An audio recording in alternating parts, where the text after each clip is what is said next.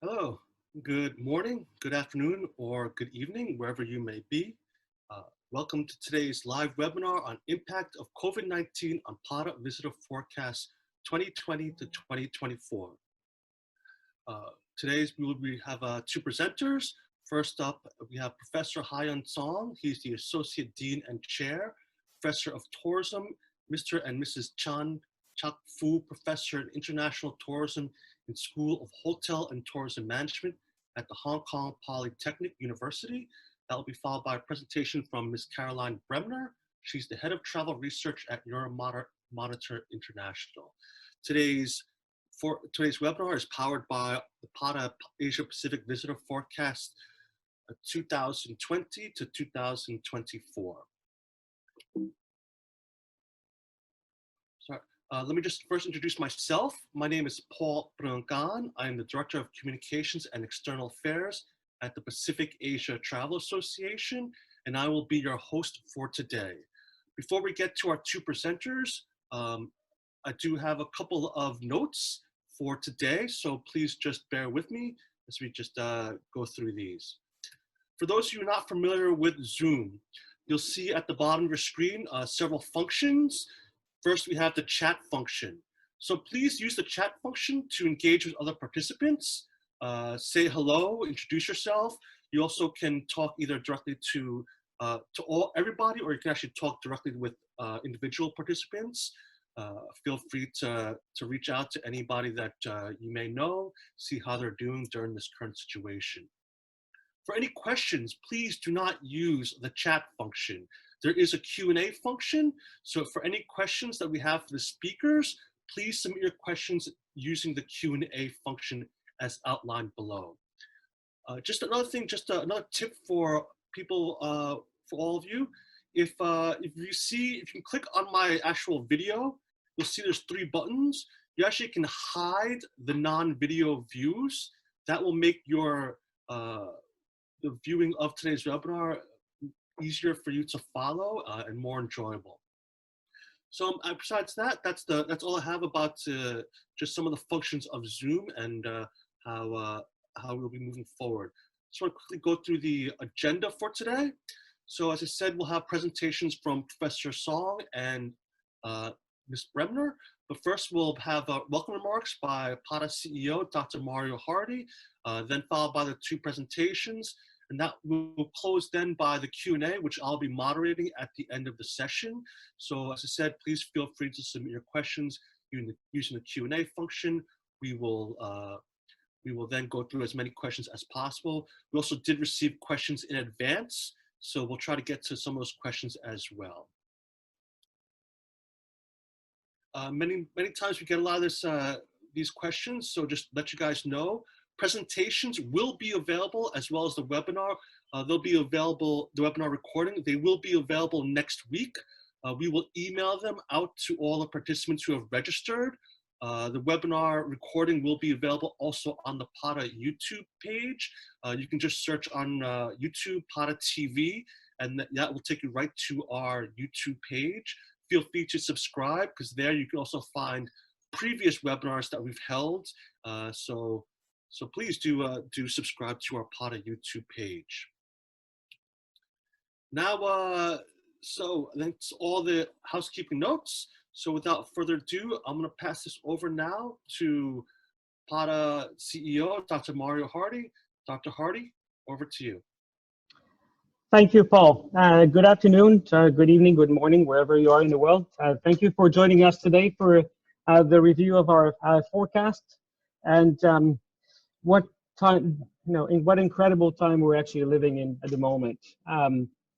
You've probably heard this about 100 times in the last couple of weeks and months about how unprecedented time we are in at the moment. Never in our history of travel and tourism we've faced a situation like this one at the moment.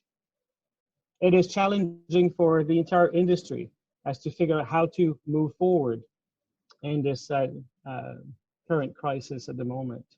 The future is uncharted. We live in a volatile and uncertain world. When we look at forecasts, Typically, what we've done in the past is we look at the past trends to actually figure out what will be the future. But the challenge is, because this time is actually, we've never really experienced this before, we have no playbook, we have no terms of reference to compare it with. So we need to look at these forecasts today with more as a way of looking at trends, what is actually moving ahead. Because the situation is evolving on a daily basis. It's changing and evolving at a really phenomenal rate. We had some signs of positive signs over the last few weeks, until again, some destinations who open up and relax their lockdown are now seeing new cases of COVID-19, which potentially put us back again into a similar situation we're in. I'd like to remain actually positive and with some hope that solutions will be found to move forward, to reopen our economies, to reopen travel for many of our destinations in the coming weeks and months. And we are monitoring the situation very closely over this time to see who will be the first one to reopen, what models are actually will work. Many destinations are testing new ways of reopening, and everyone is observing which one will be the one actually leading moving forward. Today, we will not actually necessarily talk about the recovery. We will most likely hold a separate webinar for that in the future. But we do want to understand what are the current trends, and what are the trends we can expect over the next few weeks and months until the end of the year, and most likely what will be the economic impact moving forward, how severe or how better may actually evolve over the next few weeks and months. We're very fortunate today that we actually joined by a group of researchers and experts who actually have been studying visitor economies for a number of years, and those from Euromonitor, Caroline, who is actually an economist and who actually studies economies of various countries. So I look forward to actually listen to their views of what our future looks like. As I mentioned, the future is uncharted, but we all need to stand together, work together to make sure that we recover as promptly as we possibly can. Back to you, Paul. Thank you very much, everyone. I enjoyed today's webinar. Thank you, Mario. So let's just get right to it. So now I'd like to now introduce Professor Hyun Song. So Professor, please turn your camera and your microphone on, and I will stop sharing and pass this over to you. Okay.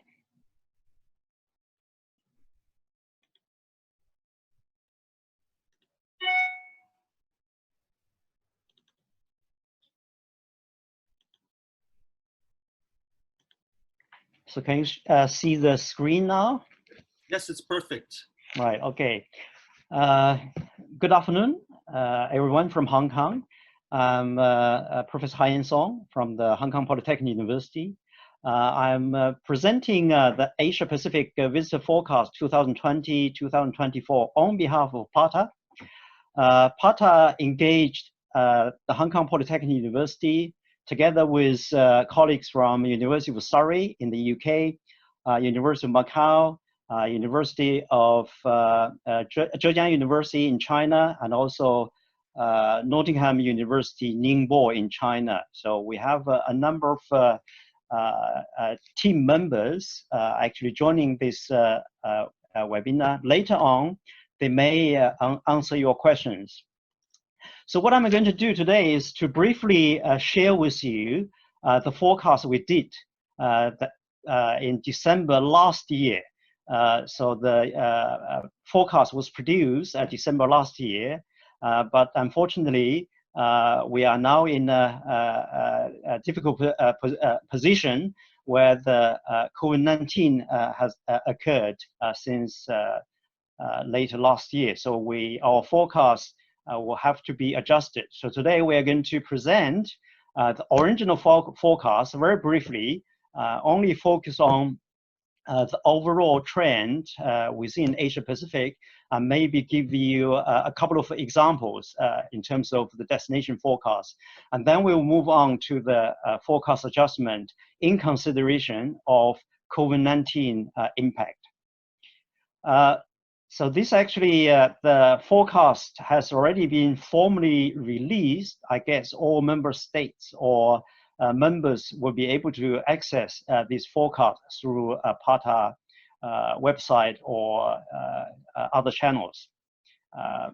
So the objective of PATA visitor forecast is to provide interval forecasts of quarterly annual visitor arrivals to 39 destinations within Asia Pacific.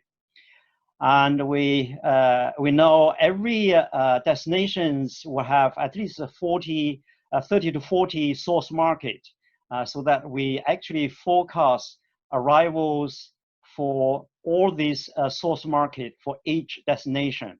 So you can imagine there's a lot of models to be estimated, and a lot of forecasts need to be done.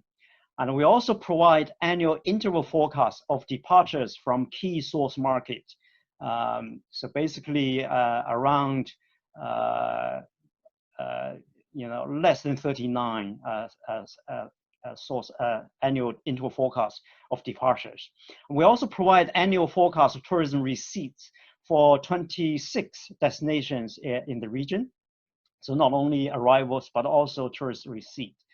And we, in addition to these forecasts, we also provide estimate of tourism demand elasticities, because these elasticities can provide very useful information for policy purpose for the destination management. So these are the key objectives of PATA visitor forecast. These are the countries that we produce forecasts for. As you can see, 39 of them in different sub-regions within Asia Pacific. The method that we use to generate this forecast actually is known as a two-stage forecasting process. In the first stage, we generate forecasts using statistical models.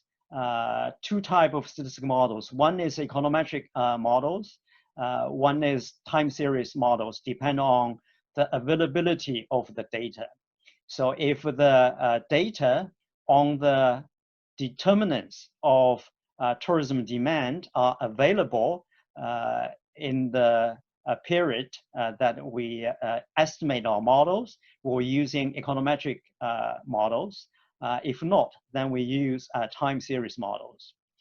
After we generate the statistical forecast using either time series models or econometric models, we then present our forecast to a panel of experts to see whether there's any issues and problems of this forecast. If there are issues, then we will adjust the forecast based on the expert view of expert panels to make some adjustment to the statistical forecast. Normally, the number of models that need to be adjusted is relatively small, because the method that we're using are quite reliable. We have been using the econometric and time series models to generate forecasts for PATA over the last 6 years. So it has been proven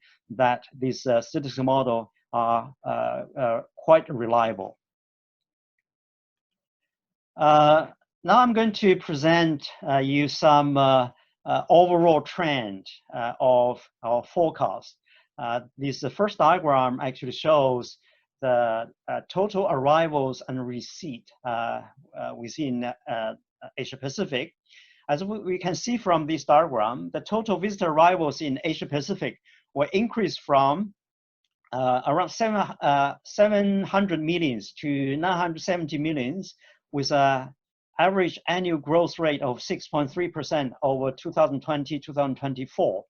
And the visitor receipt will increase from 811 billion to 1,117 billion, with also average annual growth rate of 6.6% over the next 5 years. But remember, this forecast was generated before COVID-19, so the COVID-19 impact was not considered in this forecast.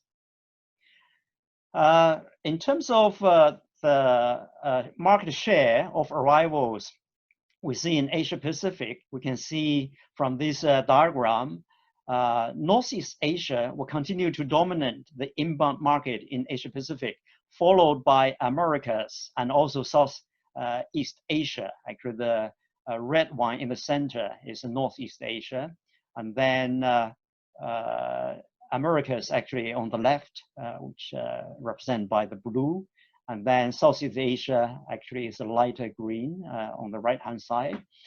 And also Southeast Asia is forecast to surpass America to become the second most popular region in Asia Pacific from 2022. That's in terms of arrival shares.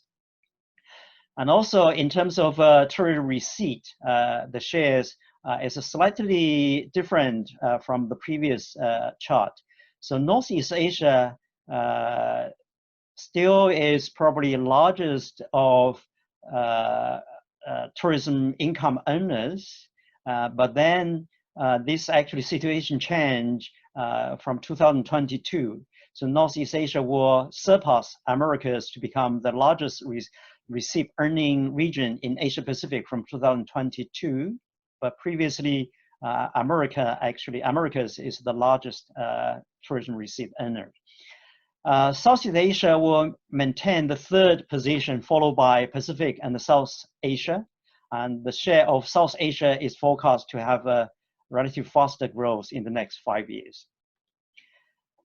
This diagram shows the receipt per arrival by region. So you can see from this chart, South Asia will obtain the highest average receipt per arrival, which is around $2,545 over the period of 2020 to 2024, then followed by Pacific, America, and also Southeast Asia. The average receipt per arrival in Northeast Asia will be around $811, which is the lowest among the 5 sub-regions. The reason for this is because Northeast Asia involves a lot of day travelers and also short stays. So that is why the per capita arrival receipt is relatively low compared with other sub-regions. I give you 2 destination forecast examples. Actually, I'm using Hong Kong and Thailand as examples. But we actually did the forecast for 39 countries. If you are interested in particular destinations or regions, you can access to the PATA forecast system to find out the details of each individual destinations within Asia Pacific. In terms of Hong Kong, the total visitor arrivals in Hong Kong will continue to decrease in 2020, but recover from 2021 from 55.7 million to 71.5 million with an average annual growth rate of 4.3. We know the reason why 2020 and 2019 there was a decline in terms of arrivals was because the social unrest occurred second half of 2019. That's why you see a decline in terms of arrivals and receipts. The total visitor receipt will decrease more in 2020, but recover from 20.3 billion to 27.8 billion with an average of annual growth rate of 5.3%, indicating the receipt per arrival around $377 US. So this is arrival and receipt. And in terms of market share, actually you can see Hong Kong SAR's inbound market will be increasingly dominated by China. So from 77.3% 2019 to around 80% in 2024. This is a forecast market share. So that's still Hong Kong is main destination for Chinese tourists. And in terms of Hong Kong's outbound travel, you can see Hong Kong's total outbound visitors will increase slowly from 99 million to 110 million with an average annual growth rate of 2.2% over the forecast period. So you can see actually the growth rate stabilized around 2.1, 2.3% over the next 5 years in terms of outbound travel. And also the outbound travel market share, actually you can see Hong Kong outbound market is dominated by China, but with a declining trend. So a lot of Hong Kong tourists actually mainly traveling to China. Actually 86.7% traveled to China in 2019, and 2024 there will be 82.9%, and then followed by Macau, and then Japan, and so on and so forth. In terms of Thailand, this diagram shows the total arrivals and total tourist receipt over the period of 2019 and 2024. Actually, 2019 is actual figure, 2020 forecast up to 2024. So the total visitor arrivals in Thailand were increased from 39.9 million to 56.7 million, with average annual growth rate of 7.3% over the forecast period. And also there's a similar increase in terms of tourist receipts. So as you can see from the diagram. And this actually is the top orange market in terms of market share, arrivals market share. As you can see, the largest source market still China. You can see China actually dominant the inbound market of Thailand, with a significant growth of visitor arrivals around from 32.2% to increase to 32.2% in 2024. So these large bubbles representing arrivals from China. And then the second largest source market is actually Malaysia, the second largest orange market, with about 10% of the market share. Interestingly, Vietnam will surpass Korea to become the 5th largest source market, where the share of Korea market will shrink to to 1%. So it's surpassed by Vietnamese tourists. So this is a very interesting trend in the next 5 years.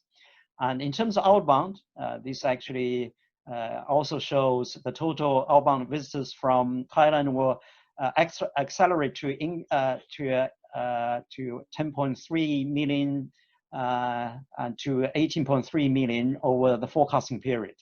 The annual growth rate actually is quite high, 12.1%. And this actually is the market share, outbound travel market share. So the largest destination is Japan for Thai tourists, and followed by Malaysia, and then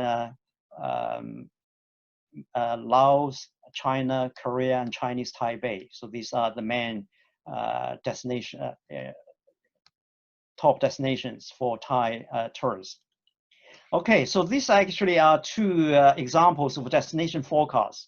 Actually, we're not going to too much details in terms of the forecast that we generated in 2019, end of 2019, because due to COVID-19 outbreak, our forecast is already obsolete. So we had to make some adjustment. And the COVID-19 had a very profound negative impact on both international and also domestic travels within Asia Pacific. And that is mainly due to the closures of airport, public transportations, tourist attractions, commercial and peer-to-peer sharing accommodations, and also the border closing and the visa restrictions. So all those measures actually reduced significantly international travel and also domestic travel within this region. So we had to do some thing about it. Otherwise, our original forecast will not be very informative in terms of policy makings. But how did we make those adjustments? actually the method that we use to make this adjustment include looking at the research that has been done in the past, evaluating the impact of other pandemics on tourism. And I'll list a number of studies published in academic journals to see how actually they look at the impact statistically and using what method to measure those impact. And also we look at the impact assessment by Oxford Economics, which published recently on how the COVID-19 influence national economies and also tourism in terms of the impact, the extent to which this impact will last, and the length of this impact and the recovery pattern of those impact. And also we look at the informations on travel restrictions, vaccine development, expert predictions on the possible reoccurrence of COVID-19 in the future. So based on all those informations, we developed 3 scenarios.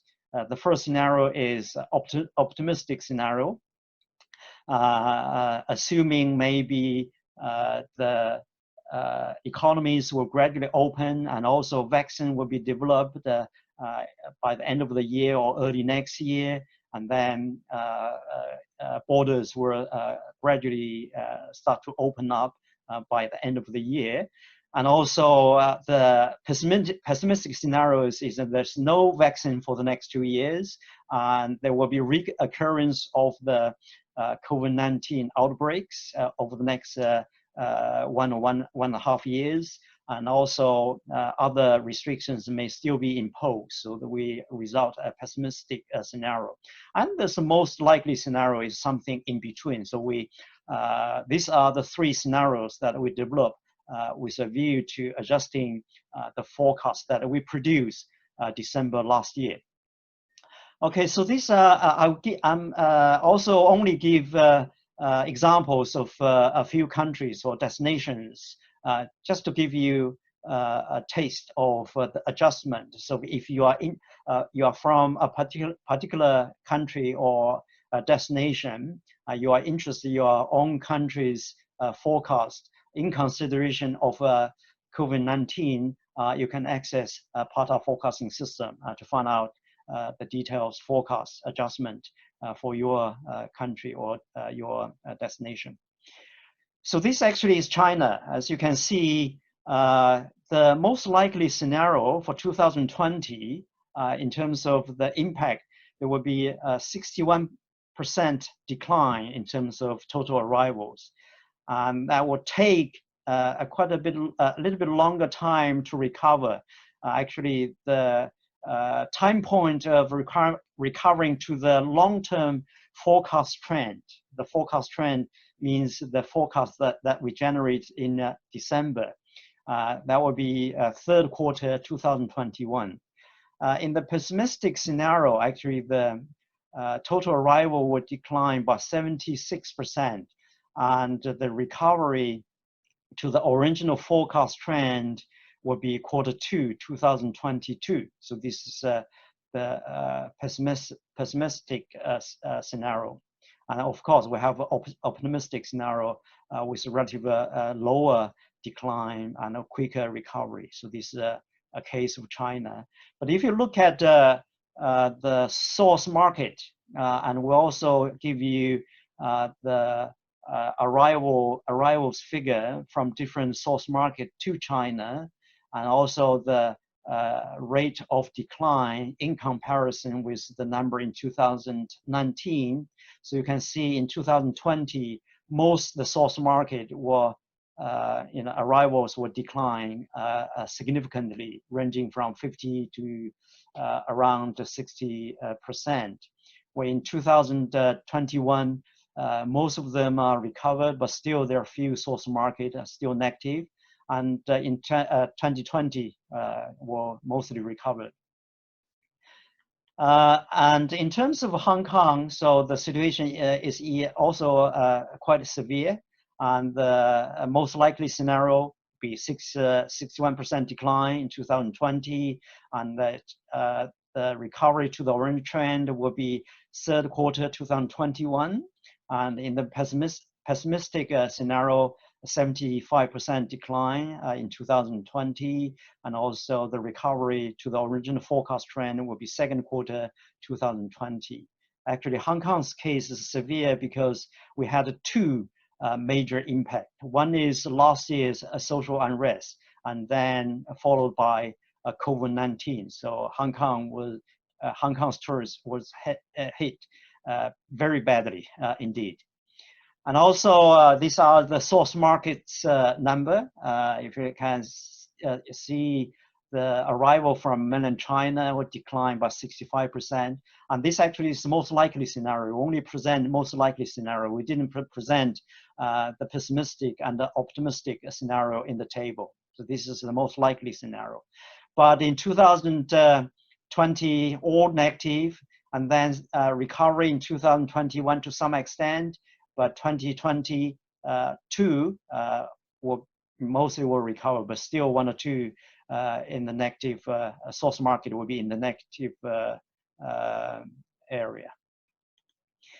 And in terms of Korea, actually it's better than Hong Kong and China. So the most likely scenario in 2020 will be 37% decline in total arrivals. And the recovery to the original forecast trend will be second quarter 2021, and the pessimistic forecast decline will be 47% decline in 2020, and the recovery to the original trend, which is compared to 2019, will be second quarter 2020. So this is a case of Korea.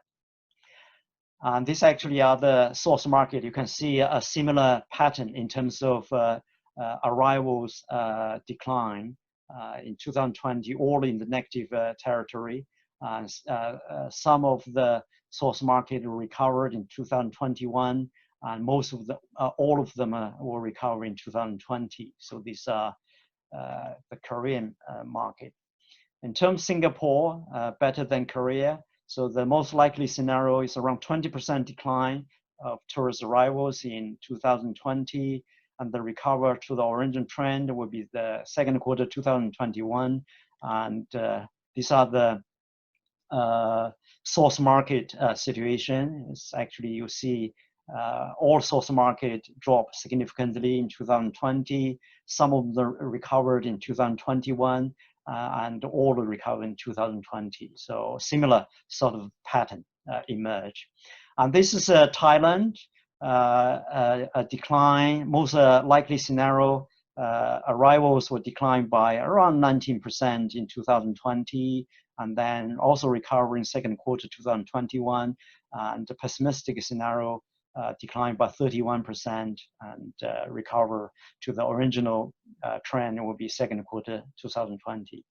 And this is the source market in terms of the impact. You can see China will drop by 32% in 2020 and then recovered in 2021. So that's quite encouraging because China is still the largest source market for Thailand.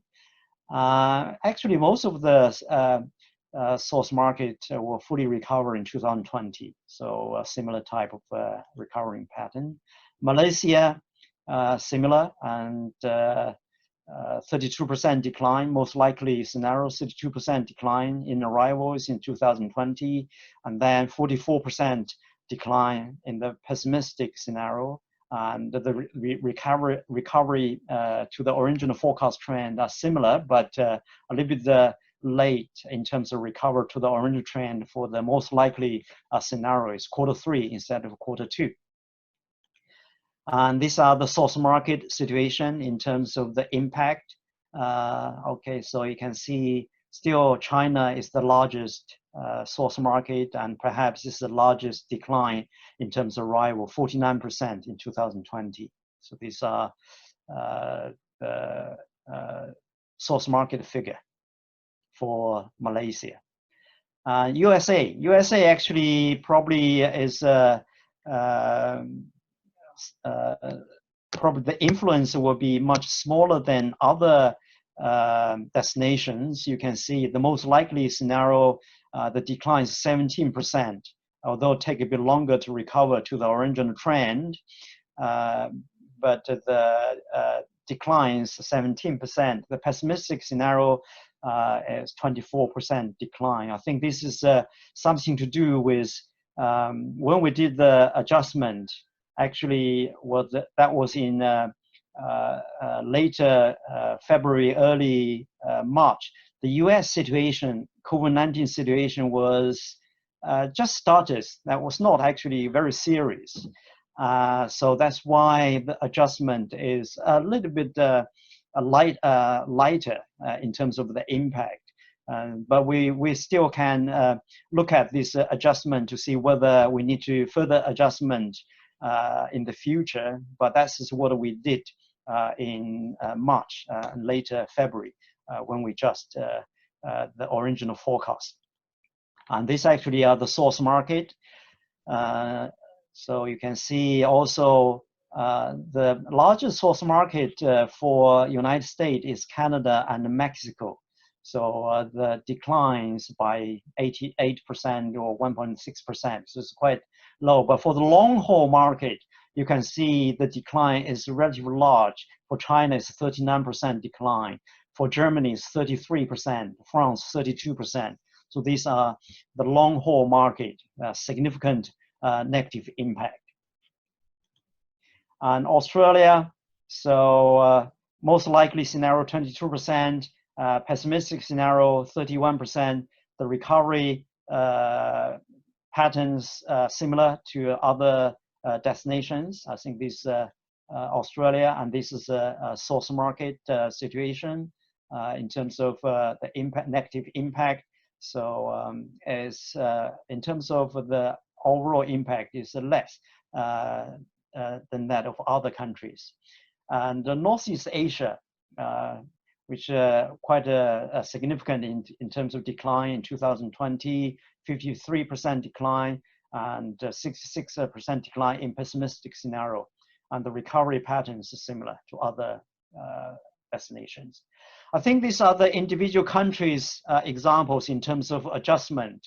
And next few slides, I'll just go through very quickly. These are the summary of the individual destinations adjustment. We add them together to arrive the sub-regions impact in terms of scenario analysis. And this first one in South Asia is quite significant because this region is the most hardly hit in terms of early identification of COVID-19 and also started quite earlier, and also China and a few other countries are the main tourism generating countries and the generating regions. So that's why this area, sub-region, was badly affected. Well, Southeast Asia, the negative impact is less, but still quite significant. And for West Asia, so even lesser, even lesser. So it is only 12% in the most likely scenario, and also 18% in the pessimistic scenario. And the Pacific, 20% for the most likely scenario, and 29% decline for the pessimistic scenario. And also the recovery pattern is same.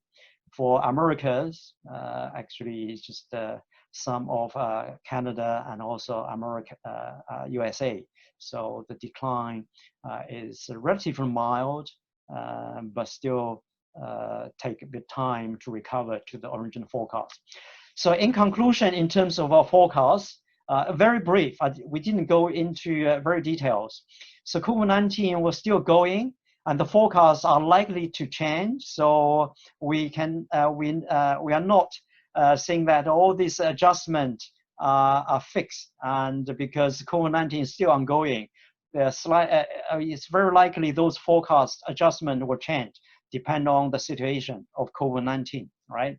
And also the recovery pattern is unknown, although we adopted a V-shaped recover, but whether it is a V-shape or U-shape or W-shape, it is unknown, but it's most likely will be a V-shaped recovery if we are looking at annual forecast. But if you look at the quarterly forecast or monthly forecast, the recovery pattern may be different. Okay, but for annual forecast, we believe it will be relatively V recovery with a long tail. So that's our forecast. And international travel will not be the same after COVID-19 pandemic due to the health concerns. And also from our forecast and also the COVID-19 situation, we can comfortably say that Asia will lead the way to recovery with a gradually opening up of the economies and also borders. So these are our generally is our overall forecast of tourists within Asia Pacific in terms of arrivals and receipt and also departures. Okay. So this the presentation. My colleagues and I will answer some questions later, if you have any. Thank you very much, Professor Song. So yes, you can turn your camera off and go on mute, and I'll call you back when we get to the question and answer period. I'm sure there are many questions, but we'll get to that when we come back later. And with that, I would like to now pass this over to Caroline Bremner from Euromonitor International. So Caroline, it's over to you. Please have your camera and your mic on. I see your screen, so take it away. Great, thank you, Paul. And thank you, Pata, for inviting us to present Euromonitor International's economical research and the impact of the coronavirus on the global economy and Asia Pacific specifically. So my name is Caroline Bremner. I'm the head of travel research at Euromonitor International. And joining me on this call, I also have some of our economists who will also be joining us for the Q&A later on. So just to just in terms of what we're going to look at today, if I can move my screen forward. It seems to have stuck. Just a quick introduction to Euromonitor International. So we are a leading market research company. We have 15 offices around the world. We have thousands of analysts in country, and for economics and consumers and societies and also travel and tourism, we research 210 countries worldwide. And so today, what I'd like to do is to spend a bit of time of putting COVID-19, the pandemic, in context, comparing it to previous crisis, and then we'll look specifically at the impact on the global economy, and then zoom in and look at how it's playing out for various countries, specifically in Asia Pacific. And I've also got some very interesting consumer attitudes and behavior research that we've just conducted post-COVID. So delighted to share that with you as well. So when we consider the global pandemic that we're living through, already we've seen 4.3 million cases worldwide and sadly almost 300,000 deaths. The pandemic began at the beginning of, well, actually it began in China, in Wuhan, early 2000, and then was declared a global pandemic by the World Health Organization on the 11th of March as the disease spread from China, Asia to Europe, and now we very much see that the US is the epicenter. So at that time, you know, if we think back pre-COVID to early this year, the global economy was in a relatively weak state because we had rising trade tensions, specifically between the US and China, And then suddenly we were hit by this black swan event, which has had a devastating effect on human life, on businesses and societies. And what's then sort of come about is obviously government intervention with the travel bans, the social distancing restrictions to try and contain and obviously prevent the spread of the disease. And so our outlook for 2020 is that the global economy will fall into a deep recession this year. So we were predicting growth of 3%. We now think that's going to contract to -3%. And you see the varying levels of impact. China dropping from almost 6% down to 0.5%. So when you look at the US, we're expecting a recession of almost 6%, and Eurozone even worse than that. So it really is having a devastating effect on economies and consumers. When we put COVID-19 in context of other viruses, we can see that it's not as contagious as, say, Zika and SARS, and equally it's not as deadly as Ebola and MERS were. However, it has had this unprecedented effect, and we know many things about the disease, but still there is that huge uncertainty about the length and the duration of the pandemic, when there'll be treatments made available, and also the search and race to find a vaccine. Equally, there are some unknowns, the true number of reported cases, and equally how it responds in warmer temperatures. So we don't yet know about its seasonality. Looking back to the global financial crisis of 10 years ago, at that time, that was the Great Recession. 2007 was a boom year, and then suddenly we had the collapse of Lehman Brothers and the financial crisis that then followed, which ultimately trickled down into the real economy. And you can see that from the chart, at that time, the recession was relatively mild compared to what we're predicting as our baseline for the global economy this year. I was talking to our economist team, and there's Professor Song was mentioning the shape of the recession. Our baseline is apparently a Nike slash, so or a Nike swish. So it's not quite a V, and it's not quite a U. And I'll go into more details about other potential scenarios that we also could see. So what can we learn from previous crises? We know that things aren't the same when we're dealing with this global pandemic.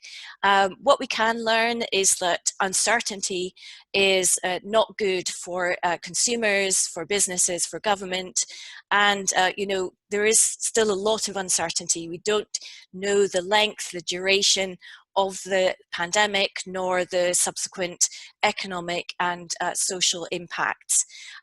What's different this time is that it's truly global, unprecedented, and it really has started in the real economy, hitting consumers, hitting businesses direct, and not sort of separate as we saw in the last recession.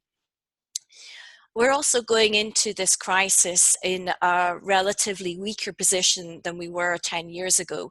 So there's much higher levels of government borrowing, and we've also seen this correction in the economic strength of economies. So the world is growing at a slower pace as it readjusted following years of austerity. We had the Eurozone crisis, and obviously what recently we've had growing protectionism and trade wars emerging. So I'm now going to take you through the global economic outlook as we see it post-COVID. So here we're looking at that Nike swish, where we have the sort of the baseline prediction from our team is that the global economy in terms of real GDP drops by 3%. But then there is that level of uncertainty. So we have developed 3 additional pessimistic scenarios, pessimistic 1 to 3. And the range really is that it could, in a worst case scenario, the global economy could drop by 10%. And this table here gives you a much greater insight into the assumptions that our economists have made. And this obviously informs all our other industries, such as travel and tourism as well. So, when we look at the baseline, we've taken into account the development of the disease, so what that potential infection rate is, the mortality rate, the level and the duration of the social distancing restrictions that have been put in place. So the baseline there is that we would have, say, 3/4 of social distancing and then, a phased sort of lifting of that. And then also we've very much taken into account the economic shock. So what's happening in the stock price, with stock prices, what's happening with, government spending and borrowing. And as I said, these are the varying degrees of severity that we have built into our different scenarios. And so looking at the worst case scenario, that's the pessimistic 3, that potentially could see 50% global infection rate, a 3.5% mortality rate, and a 1.5 years worth of social distancing. So that's as I said, is our worst case scenario. The other thing is that, as I mentioned, COVID-19 impacts the real economy. It affects consumers. We saw that as the disease spread across the world, consumers stockpiling, the social distancing being imposed, high levels of uncertainty, and obviously curbed spending as consumers were confined to their houses and were unable to shop and enjoy life as usual.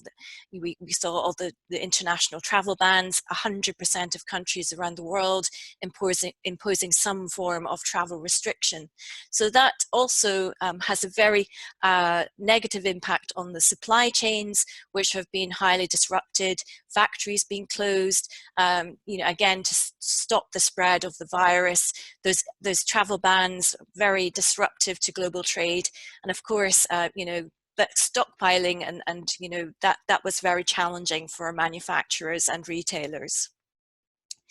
So here we're looking at the revised real GDP growth, 2019 compared to 2020. As I mentioned, there is such a varying level of impact. So even in China, where it has been trending above 6% for many, many years, we expect that to shrink to 0.5%. We have European economies such as Italy particularly hit hard. Potentially, this is the baseline. It could even be much worse than this if we move to that worst case scenario. Here I'm sharing some information that we have on how this COVID-19 is impacting income brackets. And so with the lines, you can see what we were expecting in terms of growth over the next 4 years, from income brackets A, which are the highest, down to E, which are the lowest.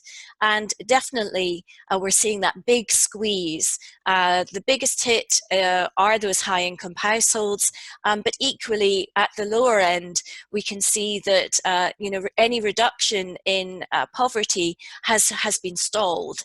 So all households are very much being affected, and more growth, particularly in household D, as those in the middle class fall out into lower income brackets as a result of rising unemployment, people not being able to go back to work, even if their jobs were furloughed, depending on how long the crisis lasts for.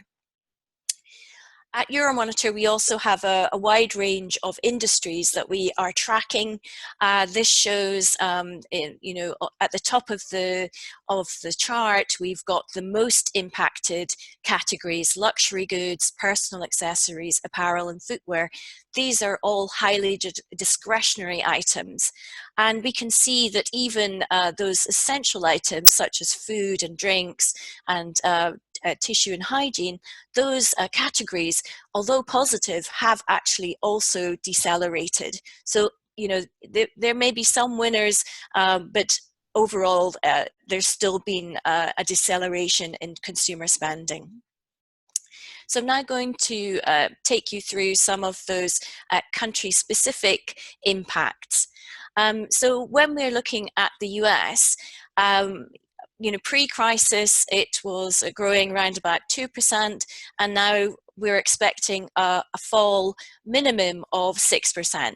In a worst case scenario, it could be, you know, even longer, and that could take the US into a situation, you know, that it's not seen since the Great Depression. So, you know, we really are facing something highly unprecedented.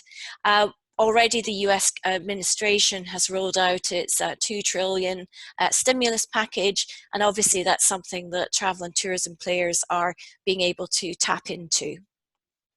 In terms of China, you know, we expect that 0.5% growth this year. You know, already China is coming through the other side of the pandemic. It's slowly beginning to get back to work, opening factories, and, you know, allowing domestic tourism to start up again. Obviously, there are still travel restrictions in place for international travel, but it's really, you know, reassuring, and we can take lessons from China and obviously watch those tentative steps as it begins its recovery. India is one of, you know, the strongest growth economies that we see alongside China, and it will also see this deceleration in its economy from around 8% pre-crisis to about 2% in the baseline. Now, India is not immune to COVID-19, and the government actually just announced an even greater stimulus package of $260 billion. And obviously there has been, you know, the sort of the closures and the clampdowns has also created a bit of chaos in terms of migrant workers having to go back to their villages. But equally, you can see that afterwards there is an opportunity for India to grow quite quickly as it rebounds. The Japanese economy was in a relatively weak position before the crisis, and that has you know, been impacted even further by COVID-19. And now we definitely expect Japan to enter recession of over 4% this year, and worst case scenario, that could contract by 12%. Sadly, the Olympics were postponed until next year, and that hopefully we will see that event take place.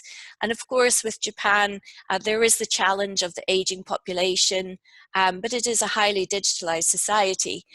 So we're expecting a greater sort of shift to automation, use of robotics to help them through the crisis and go, you know, touch-free and contactless, which will be interesting for other countries to watch as well.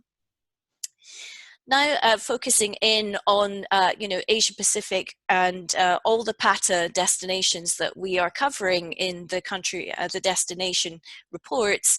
In terms of historic economic growth, Cambodia, India, and China were the leading performers historically over 2014 to 2019. Cambodia, with its very open market, its strong textile manufacturing, and also pivoting to travel and tourism.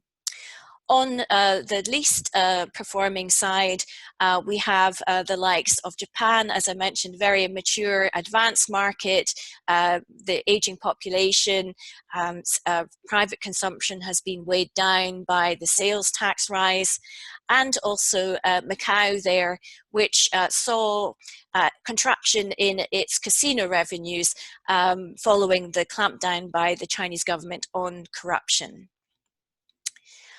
Looking at GDP and the economy for 2020 and the forecast for 2021 to 2024, we can see that Macau will continue to see that sort of negative impact on its economy. We saw earlier in response to COVID-19 that they closed the casinos, and of course that strong cross-border trade and travel with China, Hong Kong and Macau is also sort of stopped at the moment with because of the COVID-19 restrictions. Also, we see that countries that have a strong dependency on tourism are going to take a very big hit this year, from Maldives to Mexico. There's that exposure because of the sheer clampdown, the closure of international travel that we particularly saw in April, with 90% or more of international air travel put on hold. In terms of the least impacted countries economically, we can see very strong growth for the likes of Bhutan, Nepal and Vietnam, Myanmar as well. These are all emerging economies, some of the poorest economies in Asia. Nepal obviously post-recovery after the earthquakes, and Bhutan is expected to see a boost from its links with India and investment in its hydroelectricity. Here we're now looking at disposable per capita income, and it's not surprising to see the US at the top there, seeing as it's the largest economy in the world. We have, in terms of Asia, Hong Kong is the largest, and very much benefiting from that relationship, as Professor Song was saying, between China and Hong Kong, the cross-border trade, the travel and tourism, the hospitality and leisure sectors, all benefiting from that. Looking at the growth projection for 2020 versus future growth to 2024, the biggest hit in terms of disposable per capita income we'll see in the likes of Australia, New Zealand, those advanced markets, contracting by over 8%. And I think in terms of destinations, they're really interesting because they're talking about their travel bubble and how they're going to take steps to, create a secure passageway between the two countries to help them with their recovery. So let's now turn to the long-term behavioral shifts that we're expecting in terms of consumers. One thing we're expecting very much is this contraction in consumer expenditure because they've been unable to go about their lives as normal. So we expect that to drop by at least 4%. We're also expecting a greater level of frugality, concerns about, with the uncertainty, they'll want to be saving more. And we've also seen some trends accelerated, such as digital and online shopping, the shift to contactless, the rise of automation. And of course, this has major implications for travel and tourism and the importance of having a touch-free, contactless customer journey. Here we have the latest results from our consumer survey conducted in April, looking at the effects of COVID-19. And what we're seeing is the sort of short-term impact versus mid-term versus permanent. In orange, we can see that there's going to be this permanent shift to online shopping. Of course, retail is very much behind the curve. Travel is much more advanced in terms of digital online sales. But I think what we're also seeing is, greater, as I mentioned, frugality, concerns, the need to save for a rainy day. That's going to be a midterm priority. And of course, you know, short term, they're very much cocooned at home. This is, you know, because they've been at home, they've turned to the internet. So we've seen the rise of, you know, socializing online like we're doing today. The fact that, you know, they aren't able to go out and spend, but when they can, they will, you know, very much avoid large events and gatherings in the midterm. And the biggest sort of long-term shift that we're seeing is this working from home. And of course, that's going to have major repercussions on MICE and business travel. So these changes in travel behavior as consumers remain, you know, confined to their homes, you know, that's very much leading to, you know, this short-term reduction in public transport, short-term sort of reduced travel on airplanes. And of course, we expect that to continue in the midterm because, you know, the recovery will take place in domestic tourism, then intra-regional, then international. And of course, you know, there is this sense that will they stay domestic? And I think what we're seeing is that domestic tourism will be a midterm alternative, but not a permanent shift. So there is a, you know, opportunity for intra-regional travel there. And very important is this very major shift that we need to pivot towards sustainability. We were already seeing a massive movement in consumer attitudes towards greater levels of sustainability and interest in sustainable tourism. And of course, one thing that we expect long term is that consumers will be much more interested in how companies and destinations treat their staff and their customers. And we expect that to be a very permanent shift. So the social element of sustainability is here for the long term. And of course, you know, this midterm reduction in carbon emissions. And of course, this is an ideal opportunity to reset how we plan and manage our destinations. So I'd just like to sum up. COVID-19 has had an unprecedented effect on the global economy, businesses and consumers. We still don't know a lot about how the disease will play out, but what we're seeing in the short term is fiscal stimulus from government to stabilize economies. But of course, there are these long-term consumer shifts that we need to be aware of. And sustainable tourism is one of the key ways that we can pivot to meet the SDGs and to prepare better and to build back better for a future that we're all proud of. So thank you to Pata for inviting me to present today, and looking forward to the Q&A. Thank you very much, Caroline. You can stop sharing your screen. Just quickly share my screen here. Just like to invite Professor Song back. If you please turn your camera on and your microphone on as well as your colleagues, Professor Gang Li and Dr. Anyu Liu. And from your monitor, joining Caroline is, excuse me if I pronounce this incorrectly, Media Egbal and Idris Stalinas. So please welcome them all to our Q&A, and also Dr. Hardy is here as well to also give his thoughts as well. So let's just jump right into the questions here. This is something from the general chat, and I guess one of the first questions here.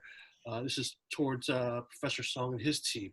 Overall, I guess the sentiment is that the forecasts are generally optimistic, even the most pessimistic of the scenarios. So let's go with Bill's question here, for example. Given TAT is forecasting 16 million arrivals in 2020, how do we explain the PATA worst case scenario at 28.7 million? Why is there diversity and optimism? And I guess if the scenario forecast needs to be updated, I guess he's saying that the scenario forecasts need to be updated and used as the base. Otherwise, future years will be overestimated. So Professor Song and his team. All right, okay. Yes, actually, I already indicated in my presentation that the adjustment was done in a relatively early stage of COVID-19. So 1 month already passed. So there will be possibilities of future adjustment. But actually, the question you ask is overly optimistic, maybe for certain destinations, but not for others.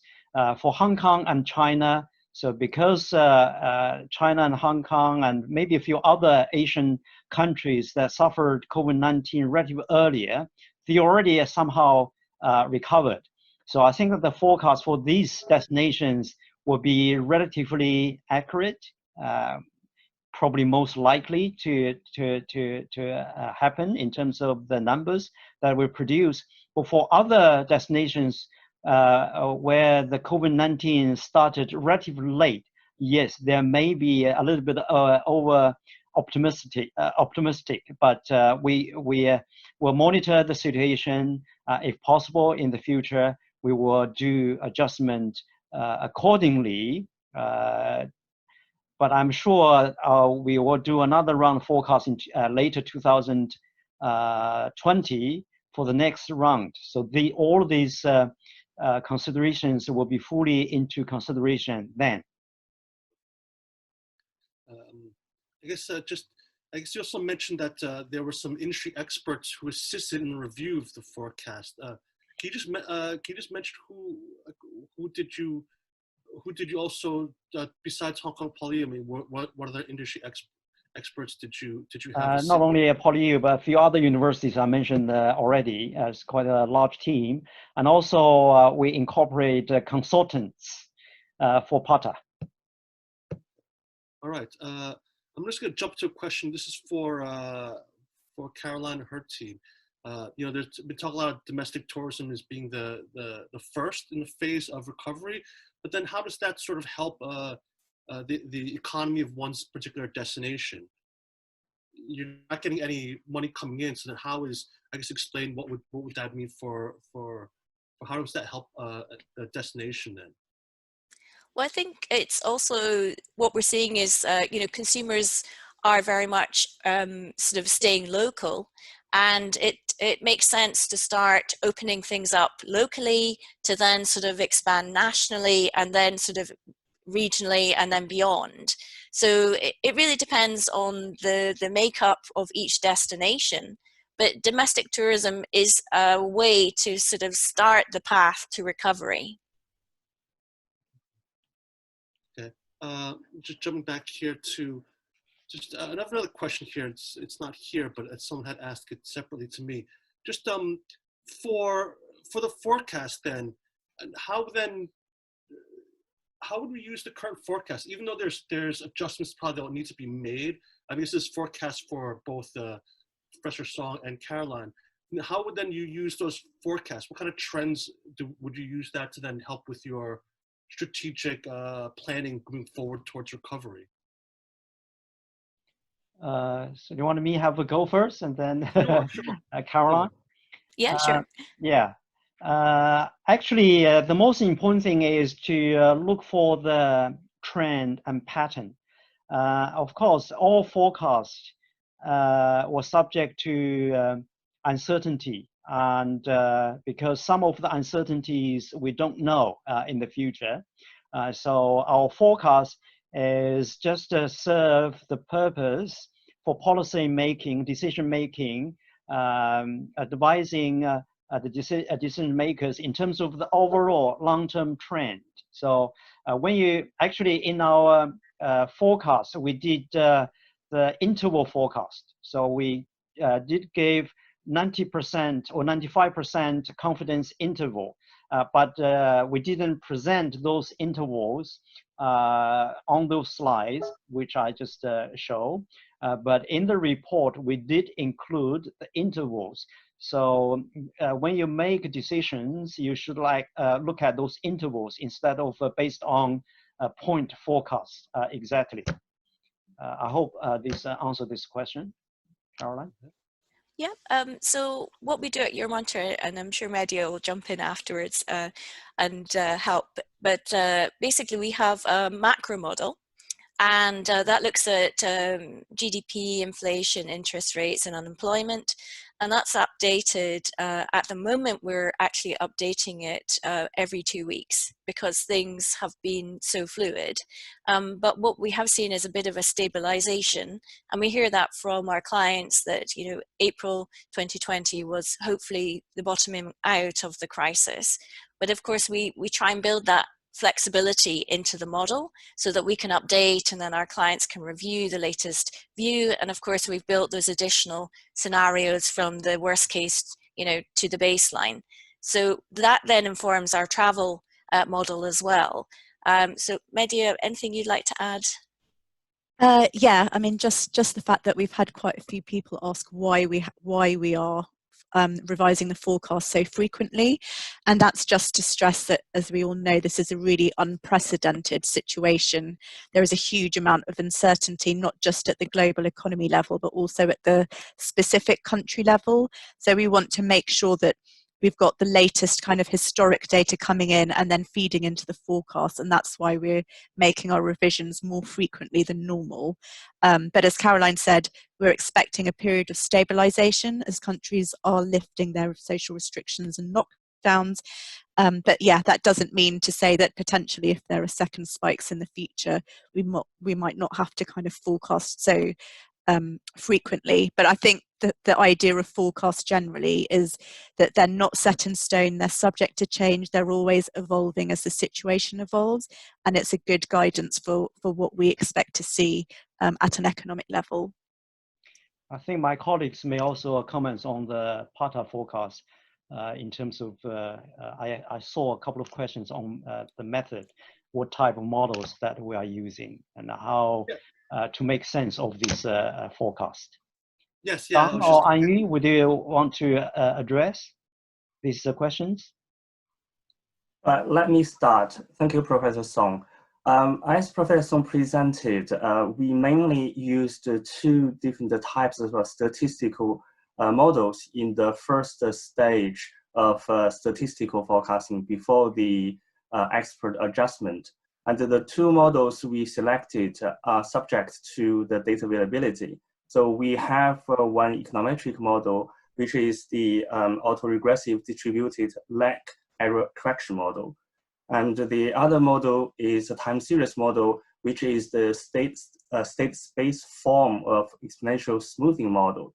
Both models have been widely used not only in tourism forecasting, but also in other fields of forecasting. And their performance has been verified in many cases within and beyond tourism. They project reliable and accurate forecasts. So these are the two forecasting models we used as the baseline for the baseline forecasts. Thanks. Thanks. Thank you very much. You guys want to? So let's go to some questions that were sent in before. I guess we already talked about the method, but then what other factors are taken into consideration for the forecasting?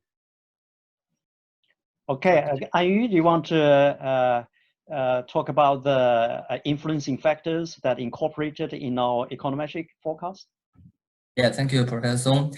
For the variable selection, we based on the economics theory. So basically, we assume that income of the tourists, which is represented by the GDP of the source market, and relative price, which is calculated by the CPI, the ratio of CPI between destination and source market adjusted by the exchange rate.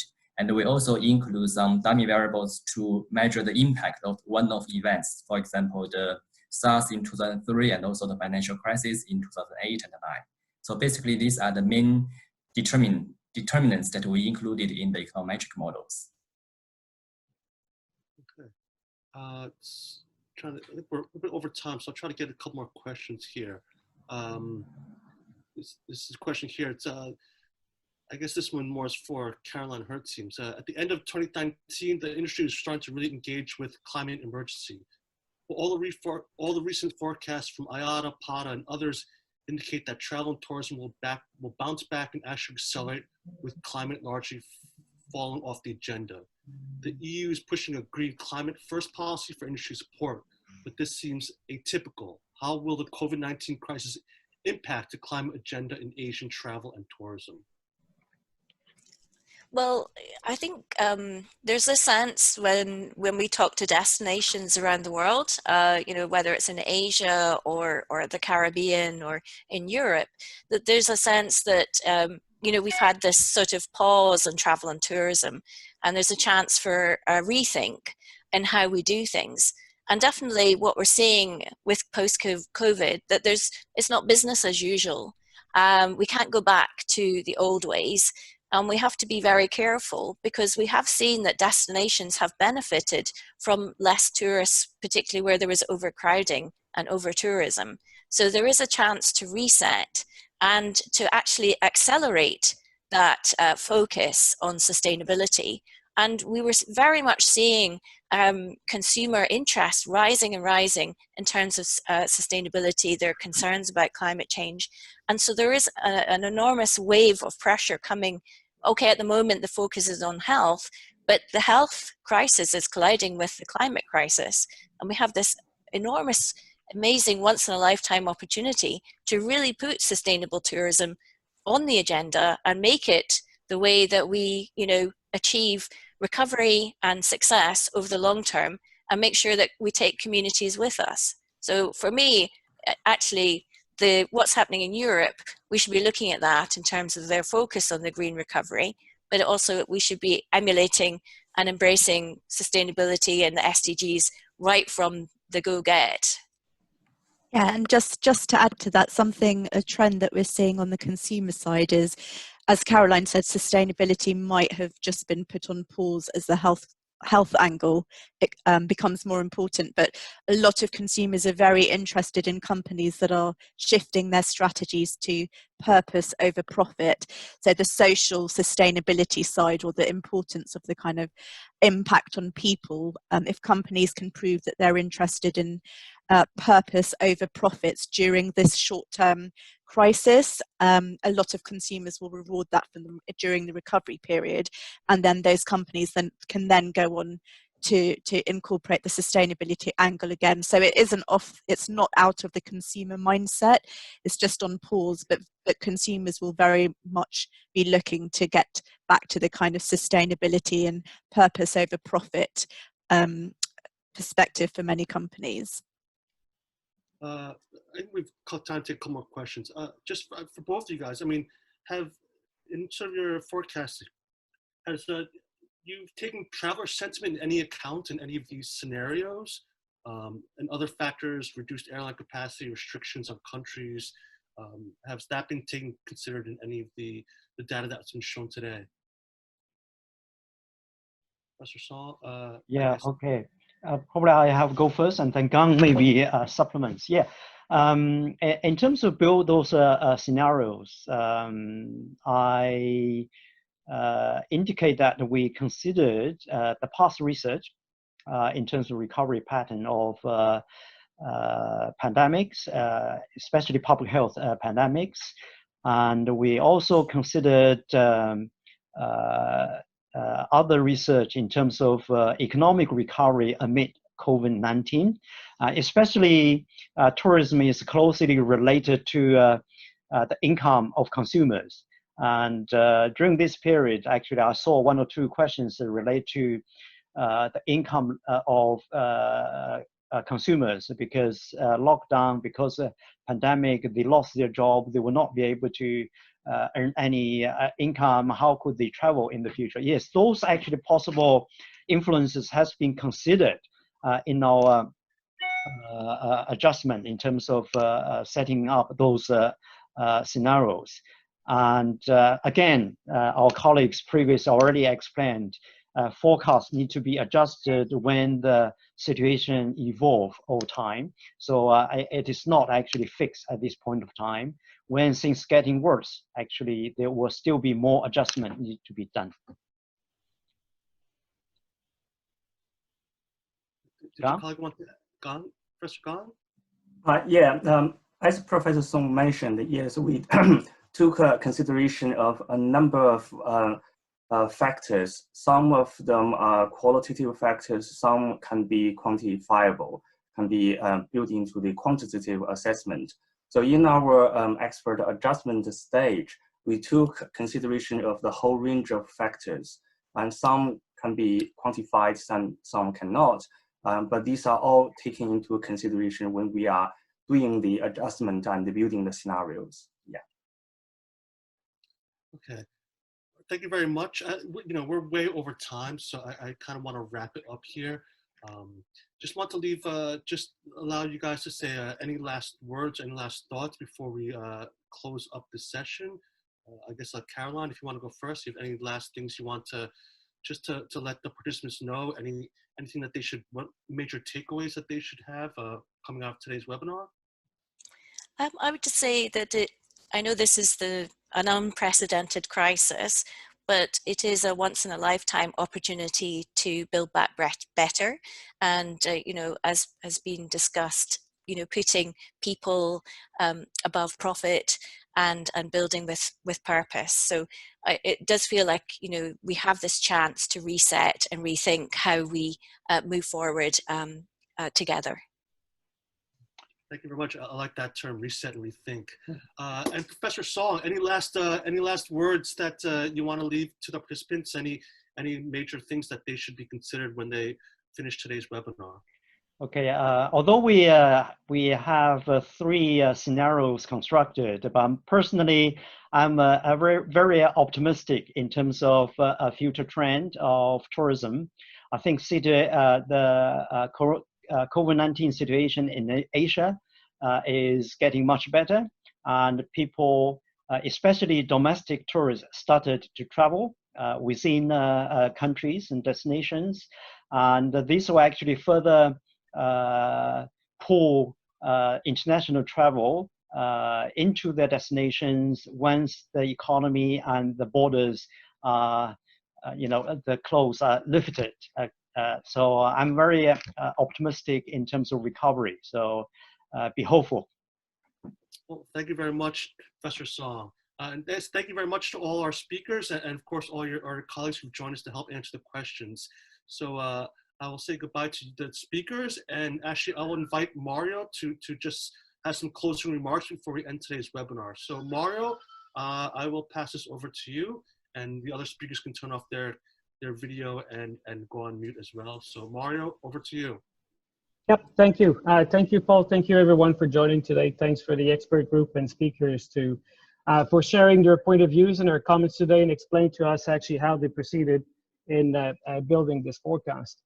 I think what's really important here, and seeing from the comments from the participants as well as from our researchers and speakers, it's very important we actually see this forecast as a prognostic and not necessarily a crystal ball. We are in a situation that is extremely volatile. Every day, actually, things are changing, sadly, in a more negative way for the time being, but there are some glimpses of hope in certain places around the world. It will continue to shift, it will continue to change, and it will impact not only the figures for this year, but for years to come. And this is actually probably one of the other very important points I'd like to leave with you.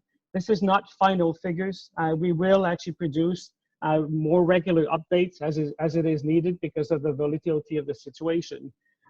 Possibly not in that level of detail that we actually produced today, but at least give you a glimpse of how things are shifting, either in a positive or negative way in the weeks and months to come as things progress. In terms of leaving it on a positive note, I actually wanted to share with you that over the recent days, we've been speaking to some of our members in Vietnam, and I think many of you have actually noticed from the media that Vietnam is nearly COVID-free, and things are getting pretty well in the country. Domestic tourism has actually kickstarted, and one of the largest tourism group in Vietnam, TWG, is actually have their hotels fully booked at the moment. So domestic tourism in the country is picking up, and we can see some hope in that area. Probably some good case studies for us to look at for the future of our industry. On that note, I'd like to thank again everyone for joining us today. Stay in touch, sign up to our newsletter, and we'll keep you informed of how things are progressing in the future. Thank you very much. Back to you, Paul. Thank you very much, Mario. So just want a few closing things. Again, thank you to our speakers, Professor Song and Caroline Bremner, and as well as her colleagues that joined to help with the questions and answers. Apologies if we couldn't get to all the questions. I know we had hundreds of questions before the actual webinar started, and we had several questions here, but as I said, we've run way over time.